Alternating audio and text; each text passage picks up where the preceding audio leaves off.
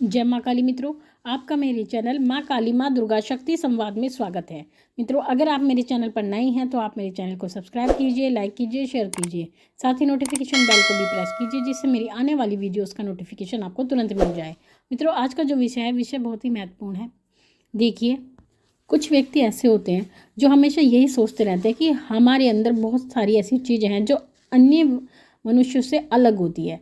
तो इसका क्या कारण होता है? देखिए, इस संसार में अगर ईश्वर है तो वो अपने बंदों को कुछ ना कुछ ऐसी चीज़ उनके अंदर अलग करके भेजते हैं। कुछ ऐसी कहते हैं विशेषता उनके अंदर अलग होती है जो सामान्य व्यक्तियों से अलग होती है। और उनके जो स्वभाव होता है वो भी अलग होता है, उनका कार्यकलाप वो भी अलग होता है, उनकी जो सामान्य दिनचर्या होती है वो भी सामान्य व्यक्तियों से बिल्कुल अलग होती है, उनका स्वभाव भी बिल्कुल अलग होता है। तो ऐसी परिस्थिति में वो लोग ये सोचते हैं कि हमारे अंदर इतनी अलग चीज़ें क्यों हैं, हम अन्य व्यक्तियों जैसे क्यों नहीं हैं, हमारे अंदर ऐसा क्या विशेष है जिस कारण से हम अलग हैं।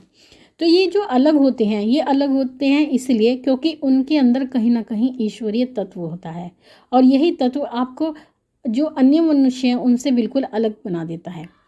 तो यही कारण है कि आप सामान्य व्यक्तियों जैसे नहीं रहते हैं। तो इस ऐसे क्या कारण है, आप स्वयं कैसे पता लगा सकते हैं कि आपके अंदर भी ईश्वरीय तत्व विराजमान है? देखिए, जो व्यक्ति पूजा पाठ करने वाले होते हैं वो व्यक्ति कुछ अलग ही होते हैं।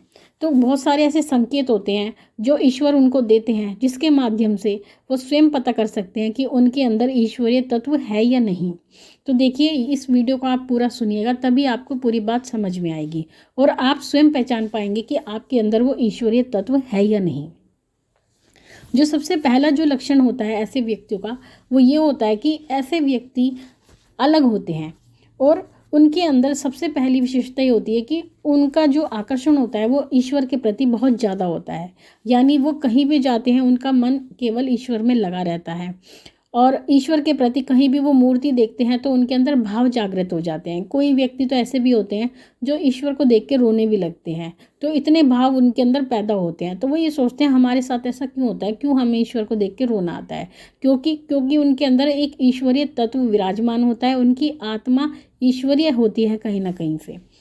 जो दूसरा लक्षण होता है वो ये होता है कि उनका पूजा पाठ में बहुत मन लगता है। उनका मन ये करता है कि वो लगातार पूजा पाठ करते रहें, और वो दिन में कई बार ऐसा कोशिश करते हैं कि कहीं ना कहीं उन्हें समय मिले तो वो पूजा करने प्रारंभ कर देते हैं, या मन में ही कोई ना कोई स्तुति करते रहते हैं, चालीसा का पाठ करते रहते हैं, मंत्र जाप करते रहते हैं। यानी उनका मन ईश्वर में ही लगा रहता है। और साथ ही उनका मन करता है कि नए नए मंदिरों में वो घूमने के लिए जाएं। उनका मन करता है कि आज इस मंदिर जाना चाहिए, आज हमें उस मंदिर जाना चाहिए। वो वारों के हिसाब से भी मंदिर जाने में बहुत विश्वास रखते हैं। और शहर में जितने भी मंदिर होते हैं या पूरे जितने भी जिस जगह भी वो रहते हैं वहाँ पर जो भी आसपास मंदिर होते हैं उनका सभी का उनको पता होता है, ज्ञान होता है। यानी या फिर वो बाहर भी अपने शहर से अलग भी अलग अलग मंदिरों में जाना ही पसंद करते हैं। उन्हें किसी ऐसी वैसी जगह जाना घूमने पसंद नहीं होता है। साथ ही जो ऐसे व्यक्ति होते हैं जिनके अंदर ईश्वरीय तत्व होता है, उनको स्वप्न में भगवान के दर्शन होते हैं। भगवान उन्हें किसी न किसी रूप में दिखाई देते हैं, जैसे कि उनको माँ दिखाई देती हैं, या भगवान शिव दिखाई देते हैं, या स्वप्न में उन्हें कोई मंदिर दिखाई देता है, इस प्रकार का मंदिर दिखाई देता है जिसके उन्होंने कभी दर्शन ही नहीं किए हों। उन्हें जंगल में मूर्तियाँ दिखाई देती हैं भगवान की, या उन्हें ऐसा लगता है कि जैसे ईश्वर उनके पास आ रहे हैं। तो ये सभी दृश्य उन्हें स्वप्न में दिखाई देते हैं। ऐसे व्यक्तियों को जब वो पूजा करने बैठते हैं तो उन्हें भगवान की जो फोटो होती हैं या मूर्तियाँ होती हैं मुस्कुराती हुई दिखाई देती हैं। ऐसा लगता है जैसे ईश्वर के चेहरे पर भाव आ रहे हैं। अगर वो दुखी होते हैं तो उन्हें ऐसा लगता है जैसे ईश्वर भी दुखी हैं, और जब वो प्रसन्न होते हैं तो उन्हें ऐसा लगता है कि ईश्वर भी प्रसन्न हो रहे हैं। तो यही विशेषता होती है ईश्वरीय तत्व वालों की। जिनके अंदर ईश्वरीय तत्व विद्यमान होता है, अगर वो कहीं से गुजर रहे होते हैं, किसी सड़क से जा रहे होते हैं या कहीं भी जा रहे होते हैं, तो वहाँ पर उन्हें जो ईश्वरीय ऊर्जा होती है उसका आभास हो जाता है। जैसे अगर वो किसी मंदिर के सामने से जाते हैं, वहाँ पर तो ईश्वरीय ऊर्जा होती ही होती है, लेकिन अगर कोई ऐसी जगह भी होती है जहाँ पर भगवान की फ़ोटो लगी हो या जहाँ पर पूजा पाठ चल रहा हो, कोई घर भी हो, तो उन्हें अचानक से अपने आप ही आकर्षण पैदा हो जाता है। जैसे मैं अपनी बात करूँ तो एक दुकान ऐसी है जहाँ से मैं निकलती हूँ तो मेरा माथा अपने आप वहाँ पर झुक जाता है, जबकि वो एक दुकान है और दुकान भी वो मिठाई की है, लेकिन वहाँ पर मैं नहीं जानती थी कि वहाँ पर मेरा माथा अपने आप क्यों झुक जाता था। अक्सर मैं उस दुकान से निकलती रहती थी। तो बाद में मुझे पता लगा कि वहाँ पर 3-4 फ़ोटो लगी हुई हैं, वो भी बहुत बड़ी बड़ी, जो बालाजी महाराज की हैं और प्रेतराज सरकार की हैं, भैरव बाबा की हैं और समाधि वाले गुरु महाराज की हैं, माँ दुर्गा की हैं। वहाँ पर 4-5 फ़ोटो ऐसी हैं जो बहुत बड़ी बड़ी लगी हुई है और उनकी विधि विधान से रोज़ पूजा पाठ होता है। तो वहाँ पर मुझे अपने आप ही आभास हो गया कि वहाँ पर कोई ना कोई ईश्वरीय ऊर्जा है, जिस कारण से मेरा माथा अपने आप ही वहाँ झुक जाता था। तो इसी प्रकार से लोगों को अपने आप पता लग जाता है कि वहाँ पर ईश्वरीय ऊर्जा है। ऐसे व्यक्तियों को जाप करते समय अलग अलग दर्शन होते हैं ध्यान में, उनको विभिन्न दृश्य दिखाए जाते हैं।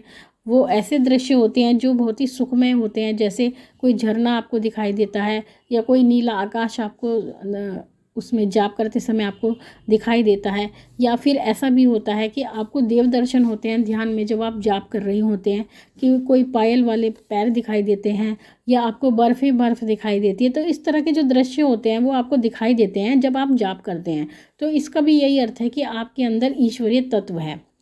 साथ ही आपकी जो मन होता है, उस मन में कुछ ऐसी भावनाएं उत्पन्न होती हैं कि आप दान पुण्य करें, आप किसी गरीब की मदद करें, किसी की सहायता करें। कोई व्यक्ति दुख में है तो आप उसका दुख हरें, उसकी पीड़ा को दूर करें। तो ये भाव भी आपके मन में आने लगते हैं जब आपके अंदर ईश्वरीय तत्व होते हैं। आपका जो है सांसारिक वस्तु से मोह भंग होने लगता है। आपको कोई भी चीज़ अच्छी नहीं लगती जो सांसारिक होती है। आपका मन ऐसा करता है कि आप केवल ईश्वर के बारे में बात करें, ईश्वर का ही ध्यान करें और ईश्वर के बारे में ही सोचकर सो जाएं। आपके अंदर ऐसी भावनाएं स्वतः ही उत्पन्न होने लगती हैं। आपके मन में ईश्वर के प्रति स्मृति बनी रहती है, यानी आप जब भी उठते बैठते हैं, सोते जागते हैं, तो आपका ध्यान केवल ईश्वर में होता है और अन्य वस्तुओं में या अन्य जगह पर आपका ध्यान बिल्कुल नहीं जाता है। आप उठते बैठते ईश्वर का नाम लेने लगते हैं। जिनके अंदर ईश्वरीय तत्व होता है उनके अंदर सात्विकता स्वतः ही आने लगती है, यानी वो सात्विक भोजन करना पसंद करते हैं, सात्विक जगह पर जाना पसंद करते हैं। उन्हें भजन कीर्तन बहुत अच्छा लगता है। वो स्वच्छ रहने लगते हैं, उन्हें सफाई बहुत अच्छी लगती है, उन्हें गंदगी बिल्कुल पसंद नहीं होती है। वो जितनी साफ़ सफाई रख सकते हैं उतनी साफ़ सफाई वो रखते हैं। और उनके जो आहार हैं वो भी सामान्य व्यक्तियों से अलग होते हैं, यानी सात्विक भोजन ही उनको पसंद होता है। अन्य भोजन, तामस भोजन उनको बिल्कुल भी पसंद नहीं होता है। उनके अंदर दिव्यता आने लगती है। उनके मुख पर एक अलग ही ओज होता है, एक अलग ही तेज होता है जो सामान्य व्यक्तियों के नहीं होता है। उनके चेहरे को देख के ऐसा लगता है कि हाँ, ये व्यक्ति एक सामान्य व्यक्ति नहीं है। तो ये जो लक्षण है ये ईश्वरीय तत्व वाले व्यक्ति के लक्षण होते हैं। और जो आपकी गतिविधि भी होती है वो सांसारिक व्यक्तियों से बिल्कुल अलग होती है। आप सामान्य नहीं होते हैं।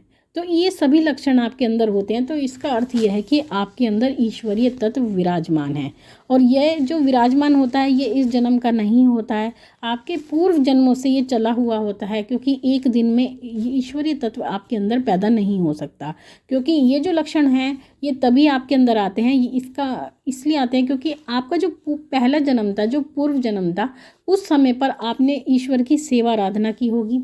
हो सकता है किसी ने उनकी सिद्धि प्राप्त की हो सकता है उस समय पर आपके शरीर में कोई सवारी आती हो, या किसी भी प्रकार से आप ईश्वर की सेवा करते आए हों। तो वही चीज़, वही ईश्वरीय तत्व जो आपके पूर्व जन्म में था, वही तत्व आपके इस जन्म में भी अपने आप ट्रांसफ़र हो जाता है, यानी इस जन्म में भी आपको वो मिलता है। तो इसलिए जो जीवन आपका पहले आपने जिसको सुलभ और अच्छा बनाया था, वही जीवन आप इस जन्म में भी पाते हैं और अपने जीवन को कहते हैं सुलभ बनाते हैं, और अपने आने वाले जीवन को भी और अच्छा बना लेते हैं इस तरह के क्रियाकलापों से।